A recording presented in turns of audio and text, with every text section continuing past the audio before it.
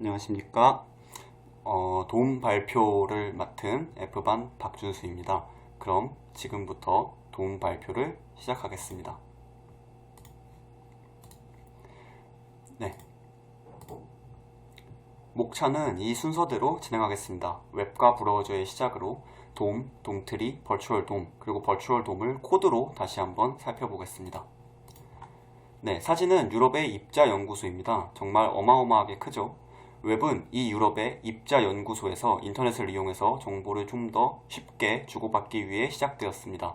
여기서 버너슬이라는 사람은 클라이언트 컴퓨터가 서버 컴퓨터로 URL을 이용해 요청을 보내는 방식을 고안해냈고, 클라이언트로부터 HTTP를 통해 요청을 받은 서버는 클라이언트에게 HTML 문서를 보내줍니다.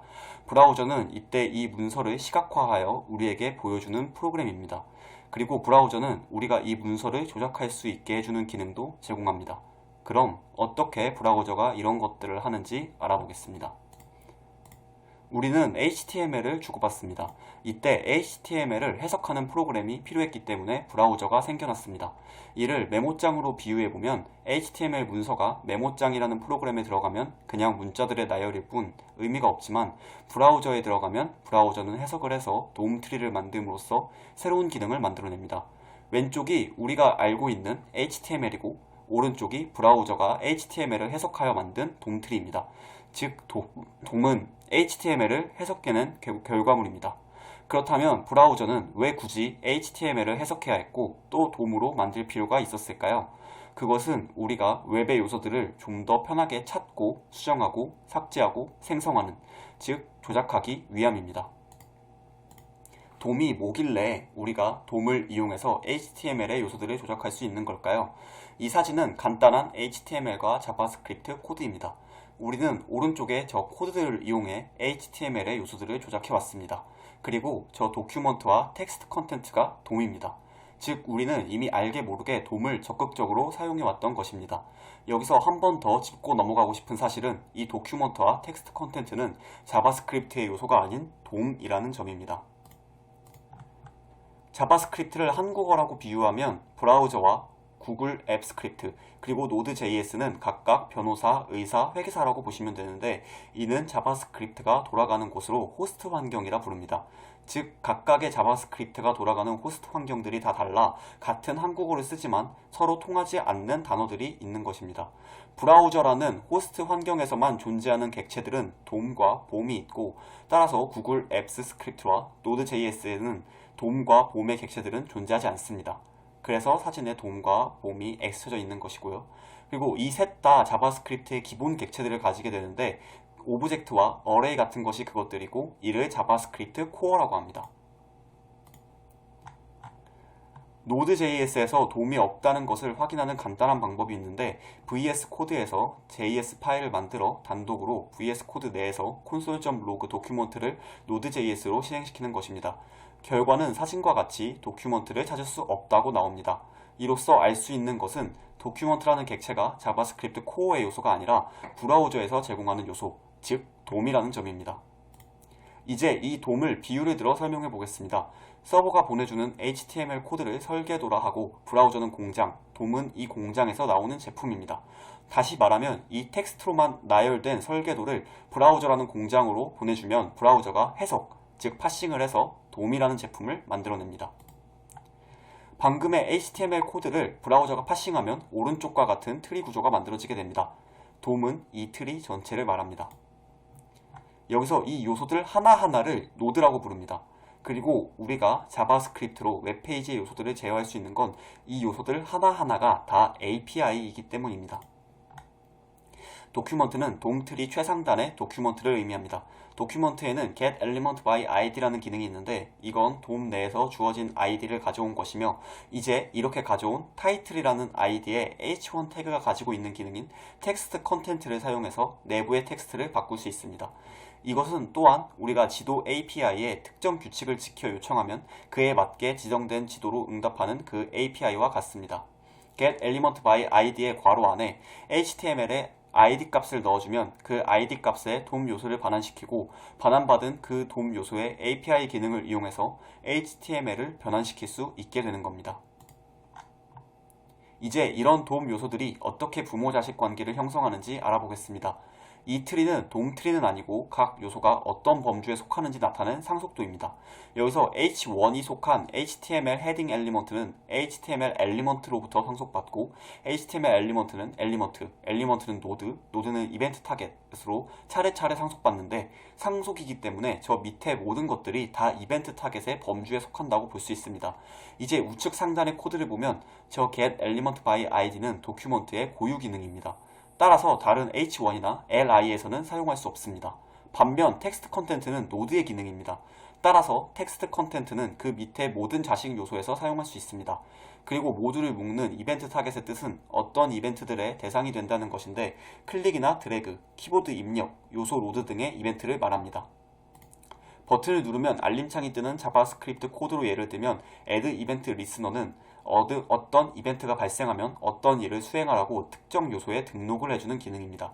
이 add event listener가 이벤트 타겟의 기능이기 때문에 우리는 모든 종류의 요소들에서 사용이 가능합니다. 또 여기서 disabled라는 기능은 버튼이나 input 등의 요소들에만 있는 기능이기 때문에 다른 요소에서는 사용할 수 없습니다. 이처럼 도움 요소들의 고유 기능과 상속 관계를 알면 각각에서 무엇을 사용할 수 있는지 파악할 수 있습니다. 그리고 이 코드에서 window.alt라는 봄이라는 객체가 있는데 사용자가 브라우저에서 일어날 일들을 프로그래밍 할 수 있도록 하는 기능들을 제공합니다. 이 봄의 기능을 조금 나열해보면 다른 웹페이지로 이동하거나 화면 관련 정보를 얻거나 브라우저에 알림창을 띄우거나 AJAX 요청을 보내는 등의 일들을 할 수 있습니다. 브라우저에서 제공하는 이 모든 것들을 통틀어서 웹 API라고 부릅니다. 웹 API는 자바스크립트의 기능은 아니지만 자바스크립트로 제어할 수 있도록 브라우저에서 제공하는 기능입니다.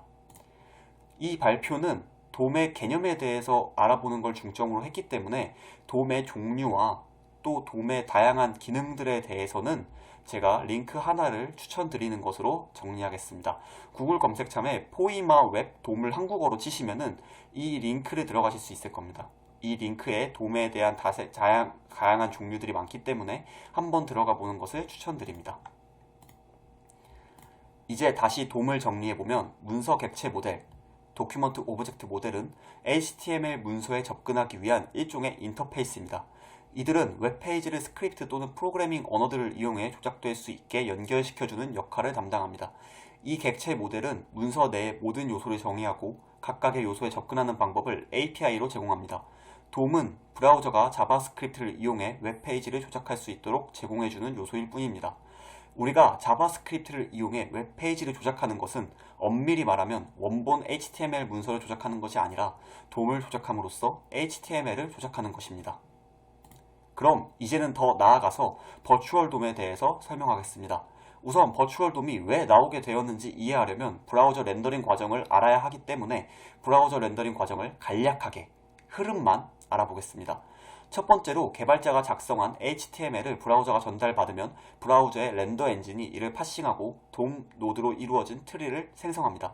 이 부분은 앞서 설명드렸던 돔에 관련된 부분입니다. 이후 CSS 파일과 각 엘리먼트의 인라인 스타일을 파싱하고 스타일 정보를 추가하여 렌더 트리를 생성합니다. 렌더 트리가 만들어지고 나면 레이아웃 과정을 거칩니다. 이 과정에서 각 노드들은 스크린의 좌표가 주어지고 정확히 어디에 위치해야 할지가 정해집니다. 마지막으로 페인팅 과정이 실행됩니다. 앞선 과정에서 얻을 수 있는 정보들로 모든 요소들의 색을 입히는 과정입니다. 이 과정을 거치고 나면 화면에 UI가 렌더됩니다. 이런 브라우저 렌더링에 대해서 살펴본 이유는 돔 조작의 비효율성을 이해하기 위함인데요. 돔을 직접 조작하여 화면을 업데이트하려면 위의 과정들을 조작할 때마다 전부 진행하게 됩니다. 돔을 조작할 때마다 이런 과정이 반복되는 것은 많은 연산을 수반하고 비용이 많이 들기 때문에 프로그램의 성능을 저하시킵니다. 원래 과거에는 정적인 페이지들이 많았기 때문에 돔의 동적인 변화가 그렇게 큰 문제가 되진 않았습니다. 하지만 이제는 돔 업데이트가 상당히 많이 복잡하게 발생하는 애플리케이션들이 많아졌습니다.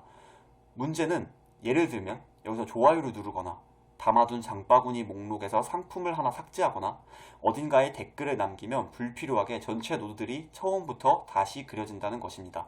더군다나 이제는 SPA, 싱글 페이지 앱으로 변하면서 index.html 하나밖에 없으니 도움 조작을 더욱더 효율적으로 해야 하고 전체 페이지를 서버에서 매번 보내주는 것이 아닌 브라우저端에서 자바스크립트로 해결해야 했기 때문에 더욱 그렇습니다. 그래서 등장한 것이 버추얼 돔입니다. 버추얼 돔은 돔 노드 트리를 복제한 자바스크립트 객체인데요. 버추얼 돔은 가볍습니다. 그 이유는 버추얼 돔이 클래스 같은 속성들은 가지고 있지만 getElementById 같은 기능, 힘인 API는 가지고 있지 않기 때문입니다. 이제 이 버추얼 돔의 동작 방식에 대해 알아보겠습니다. 최초에 브라우저가 HTML을 받아 파싱하여 실제 돔 트리를 생성하고 브라우저 화면에 우리의 애플리케이션이 렌더됩니다. 이때 버추얼 돔은 돔 트리를 가벼운 버전으로 복사합니다. 위에서 봤던 API를 뺀 아주 가볍고 날렵하게 말이죠. 그리고 돔 노드에 변화가 생기면 버추얼 돔은 다시 새로운 가상의 돔 트리를 처음부터 다시 만들게 됩니다. 이 과정에서 변화가 생길 때마다 새로운 돔 트리를 만드는 것이 비효율적이라고 생각하실 수 있습니다. 하지만 돔 노드를 조작하는 것의 비효율성은 돔 트리를 업데이트하는 과정에서 발생하는 것이 아니라 렌더링하는 과정에서 발생하는 것입니다. 따라서 버추얼 돔은 렌더링하지 않고 메모리 상에서만 트리를 변경하는 일을 하기에 상당히 빠르게 작업이 진행될 수 있습니다. 버추얼 돔은 변화가 생기면 새로운 돔 트리를 생성합니다. 버추얼 돔의 내부 구현체를 뜯어서 살펴보면 diff 함수에서 4개 변수로 이전 상태의 돔 트리와 새롭게 만들어진 돔 트리를 각각 previous, current라는 이름으로 받아옵니다. 이 함수를 통해서 변경 전의 돔 트리와 변경 후의 돔 트리의 변화된 부분만을 확인하게 됩니다. 이렇게 변경된 부분을 확인한 이후에는 실제 돔에 변경된 부분을 적용합니다. 버추얼 돔의 구현체에서 패치 함수를 보면 루트 노드와 이전 단계의 diff 함수를 통해 얻을 수 있었던 변경된 부분만 담겨있는 패치스를 인자로 받는 것을 볼 수 있습니다. 이 함수는 변경된 사항만을 실제 돔 노드에 적용하여 렌더링 과정을 수행하게 합니다. 이 일련의 과정을 봤을 때 버추얼 돔은 사실상 버퍼링 또는 캐싱의 역할을 한다고 볼 수 있습니다. 돔 조작을 할 때마다 브라우저 렌더링 과정을 계속해서 반복하는 것이 아니라 변화들을 전부 버추얼 돔에 반영한 후에 변경된 부분만을 모아서 실제 돔에 적용하여 한 번만 렌더링 하도록 함으로써 성능을 최적화합니다. 다음으로 리액트에서의 버추얼 돔에 대해서 설명하겠습니다. 리액트에서 우리가 작성한 코드가 어떻게 화면에 보여지는지에 대해서 먼저 알아보겠습니다. 다음 코드와 같이 리액트의 컴포넌트를 정의할 때 JSX 문법을 많이 사용합니다. JSX는 자바스크립트를 확장한 문법이기 때문에 자바스크립트 문법이 아닙니다. 이러한 JSX는 바벨과 같은 툴에 의해 자바스크립트로 변하게 되는데 이때 create element 함수를 호출하게 됩니다. 함수를 통해 JSX는 다음과 같은 객체로 변환됩니다. 이 객체에는 타입과 props라는 키가 존재하는데요. 타입은 돔 노드의 태그 이름이고 props는 JSX에 포함된 모든 속성들을 포함합니다. props의 children에는 하위 노드들이 포함됩니다. 이렇게 생성된 자바스크립트 객체를 활용하여 버추얼 돔 트리를 구성하게 되는 것입니다. 이러한 객체를 이용하여 렌더 함수를 호출하면 비로소 실제 돔 요소가 됩니다. 이제 리액트에서 상태가 변화했을 때 화면에 버추얼 돔을 활용하여 돔을 업데이트하는 과정인 재조정에 대해서 설명하겠습니다. 리액트 공식 문서에서는 버추얼 돔을 다음과 같이 설명하고 있습니다. 버추얼 돔은 UI의 이상적인 또는 가상적인 표현을 메모리에 저장하고 리액트 돔과 같은 라이브러리에 의해 실제 돔과 동기화하는 프로그래밍 개념입니다. 그리고 이 과정을 재조정이라고 합니다. 쉽게 설명하자면 재조정은 버추얼 돔과 실제 돔을 비교하고 일치시키는 과정을 말합니다. 리액트는 변경 전의 버추얼 돔과 변경 이후의 버추얼 돔 두 가지 트리를 모두 유지하고 있습니다. 이 두 트리의 스냅샷을 비교하여 변화된 부분만을 감지한 후에 변경된 부분만을 실제 돔에 적용합니다.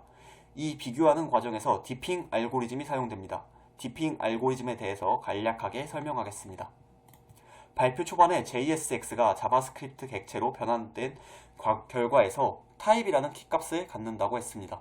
변경 전 리액트 엘리먼트의 타입과 변경 후 리액트 엘리먼트의 타입을 비교하여 두 가지 다른 유형의 행동을 하게 됩니다. 첫째로 엘리먼트의 타입이 같은 경우에는 변경 전의 엘리먼트의 속성과 변경 후 엘리먼트의 속성을 비교하여 동일한 내역을 유지하고 변경된 속성들만 갱신합니다. 둘째로 태그에서 태그로 또는 A 컴포넌트에서 B 컴포넌트로의 경우처럼 타입이 달라진 경우 리액트는 이전 트리를 삭제하고 완전히 새로운 트리를 만듭니다. 이게 디핑 알고리즘입니다.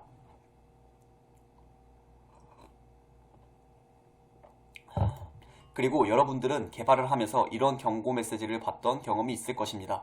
리스트를 렌더할 때 키프롭이 있어야 한다는 메시지인데 리액트에서 키프롭을 사용하는 이유가 재조정과 깊은 연관이 있습니다. 리액트 엘리먼트가 변화할 때 재조정 과정에서 이전의 버추얼 돔과 새로 생성된 버추얼 돔을 비교한다고 했습니다. 이때 다음과 같은 리스트의 변화가 있을 수 있습니다. 위와 아래를 비교하면 third라는 태그가 새로 추가되었는데요. 첫 번째 노드와 두 번째 노드는 똑같고 마지막에 하나만 더 추가되었기 때문에 문제없이 추가된 노드만 새로 그리게 됩니다. 하지만 다음과 같은 경우는 이야기가 다릅니다. 새로운 태그 엘리먼트가 첫 번째 위치에 추가되었습니다. 리액트는 이 상태를 보고 모든 요소가 제자리에 위치하지 않았다고 생각하고 자식 노드를 전부 새로 그리게 됩니다. 이런 문제는 성능 이슈를 유발할 수 있겠죠. 이런 문제를 해결하기 위해서 리액트는 식별자로서 키프롭을 제공합니다. 자식 노드들이 키프롭을 가지고 있으면 리액트는 키값으로 이전 트리와 변경 이후 트리를 비교합니다. 키값으로요. 그러면 두 번째 예시처럼 첫 번째에 새로운 노드가 추가되어도 문제없이 추가된 노드만 그릴 수 있게 됩니다. 키값은 변경되지 않는 유일한 값을 넣어줘야 합니다. 만약에 배열의 인덱스를 키값으로 주면 어떤 문제가 발생할까요? 배열의 인덱스는 배열이 바뀔 때마다 0부터 n까지 새롭게 할당됩니다. 즉, 변하는 값이죠. 다음의 코드를 보면 map 함수에서 배열의 인덱스를 키값으로 전달하고 있습니다. 이 경우의 문제는 새로운 아이템이 추가되어 리스트의 맨 앞에 새로운 노드가 추가될 때 기존 리스트에서 첫 번째 리스트 아이템의 키값인 인덱스 0이 새로 추가된 리스트 아이템의 키값으로 전달됩니다. 그러면 리액트는 키값으로 아이템의 변경 여부를 비교하기 때문에 키값이 0인 새로 추가된 아이템 리스트의 밸류에 기존 돔트리에서 키값이 0이었던 밸류 값을 그대로 유지하게 됩니다. 화면에서 보는 것과 같이 리스트 아이템들의 잘못된 밸류 값들이 전달되는 것을 볼 수 있습니다. 이 문제를 해결하기 위해서는 변하지 않는 키값을 전달해 주어서 리액트가 착각하지 않도록 해야 합니다. 투두 아이템이 고유하게 갖고 있는 id 값을 활용한다면 변하지 않는 값이기 때문에 이전과 같은 버그를 해결하고 불필요한 돔 업데이트를 하지 않습니다. 그럼 이제부터는 실제 코드를 보며 리액트가 어떻게 재조정을 하는지 알아보도록 하겠습니다.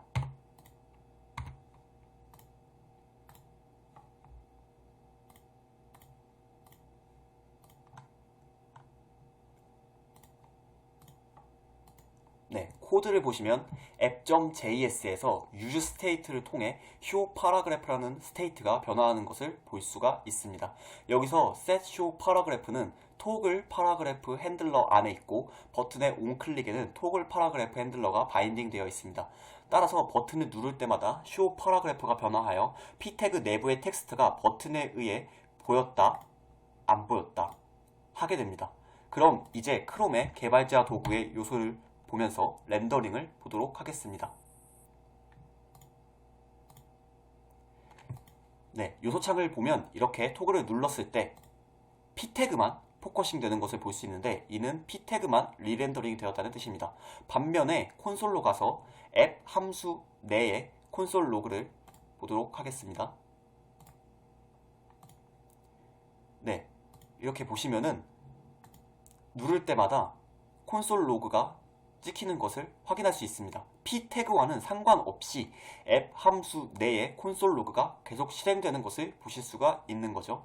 이는 리액트가 상태의 변화가 있을 때마다 그 컴포넌트를 재조정한다는 것을 의미합니다. 즉, 위에서 돔트리를 새로 구축한다는 것은 이렇게 상태가 변할 때마다 전부 실행시킨다는 의미이고 리액트는 거기서 변한 부분만 리렌더링 해주는 것입니다. 이번에는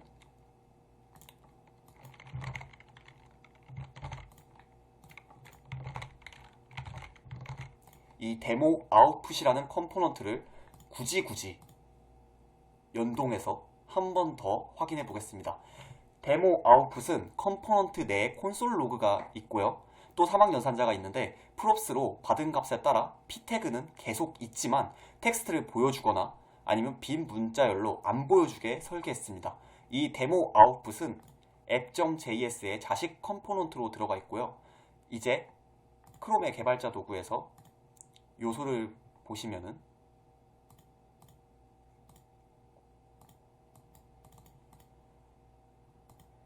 p 태그는 항상 있게 되고 보이고 안 보이고에 따라 리렌더링 되게 됩니다. 이건 리액트가 항상 변하는 부분을 찾아 그 부분만 리렌더링 한다는 증거입니다. 그건 다른 컴포넌트에서 변경되어도 마찬가지입니다. 또 한 가지 재미있는 사실은 데모 아웃풋에서 콘솔 로그 또한 계속 실행된다는 점입니다. 여기 이제 토글을 누르면은 이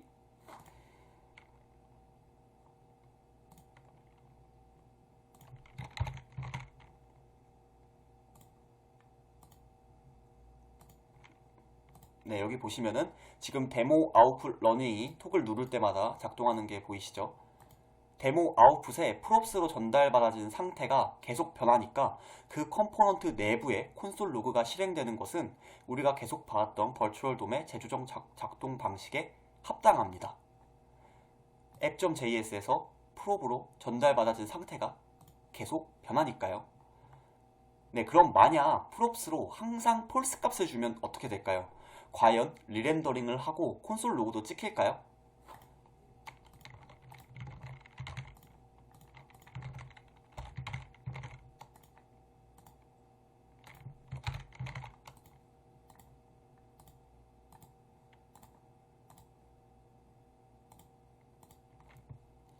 네, 우선 요소를 보시면은